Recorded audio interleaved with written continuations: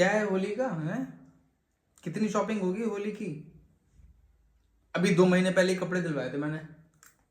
उसका क्या होगा? नहीं, मुझे तो बात ये समझ में नहीं आ रही, अगर होली है तो होली पे इतना हुड़दंग करने की क्या जरूरत है? चुपचाप बैठो अपने घर में, लोगों से मिलो, बात करो। ये क्या हो रहा है? काली पोत रहे हैं, जमीन में गिर रहे हैं, नालियों में गिर रहे हैं, ये सब मुझे समझ में नहीं आता।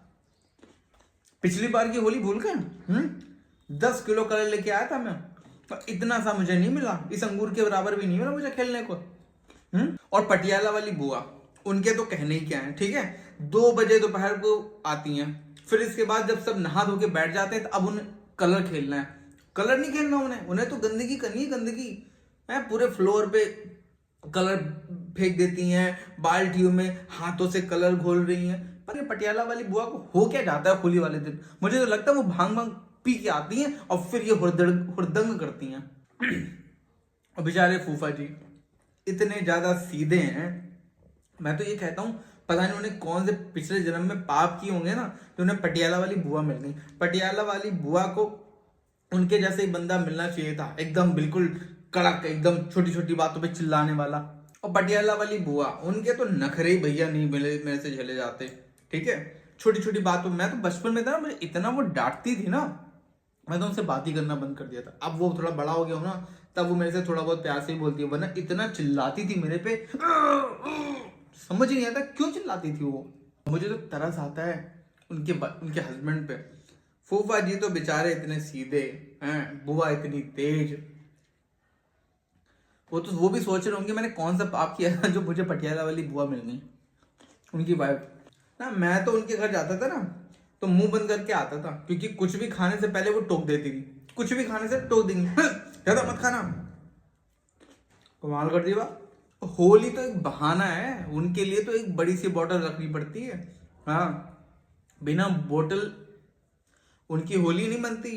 और फूफा जी बेचारे कुछ नहीं खाते, उन्हें तो चाय तक नहीं पीते वो। और बुआ जी तो पूरी बोतल ही कटक करके जाती हैं। गोलू की शादी में क्या बताऊं भाई, पटियाला वाली बुआ ने तो हद कर दी। सबसे पहले 3 बोतल गड़क गई, ठीक है। और फिर भैया डीजे वाले को बोल दिया तू बजा, उसने लगा दिया पुराना गाना, बन्नो तेरी अखियों में, और दी ना उन्हें 10-20 गालियां उस डीजे वाले को। उसने हाथ जोड़ा और वो निकल गया। और बुआ जी की पुरानी आदत, अगर उनके पसंद का गाना चल गया ना, तो फिर तो उन्होंने नागिन बन जाना है। पूरे फ्लोर पे नागिन डांस करती फिर रही हैं, सारी लोग ऐसे देख रहे हैं। और फूफा जी की इतनी हिम्मत नहीं कि कहें कि बेबी या अपनी वाइफ को जो भी वो बुलाती हैं, आ जाओ बेटा बैठ जाओ आके। ना ना, बुआ तो एकदम ऐसे करके डांस कर रही है, नागिन बन गई है बुआ। ठीक है, तो बात ही अलग है। मैं तो ये कहता हूँ कि पटियाला वाली बुआ ने जरूर कुछ ना कुछ अच्छा किया होगा, अच्छे कर्म किए होंगे, जो उन्हें इतना प्यारा हस्बैंड मिल गया। बेचारे कुछ नहीं करते, इतने सीधे हैं, कुछ बोलते ही नहीं है। और बच्चे भी इतने उनके अच्छे, लेकिन ये बुआ पता नहीं किस खेत की मूली है। अच्छा, पापा को बुरा लग जाए ना, इसलिए ज्यादा बोलता नहीं हूँ मैं। जब भी बचपन में इनके घर जाता था ना मैं, तो पापा के साथ जाता था, तो पापा तो अपना फूफा जी के साथ बात करने लगे। मैं क्या करूं, मुझे लेके जाती थी किचन में और बताती थी ये खाना है, ये खाना है, ये खाना, सब कुछ बताती थी। लेकिन अब खाने के नाम में कुछ नहीं देती थी बुआ। लेकिन मैं कह नहीं सकता था ना, पापा बुरा मान जाए मेरी बहन को कह रहे हो। और बुआ जी से तो क्या कहूँ, मुझे तुरंत ही कूट दें वो। इसीलिए भैया पटियाला वाली बुआ की तो बात ही निराली है। कल ही फोन आया था उनका, नाम लो और शैतान हाजिर वाली बात है। कल ही उनका फोन आया था, कह रहे थे बिट्टू होली पे आ रही हूँ, 5 बोतल या पूरी पेटी तैयार रखना। मैंने कहा बुआ जी अब तो छोड़ दो, अब तो तुम्हारी उम्र हो रही। तो कह रही ना बेटा, मरते दम तक ना छोड़ूंगी मैं ये।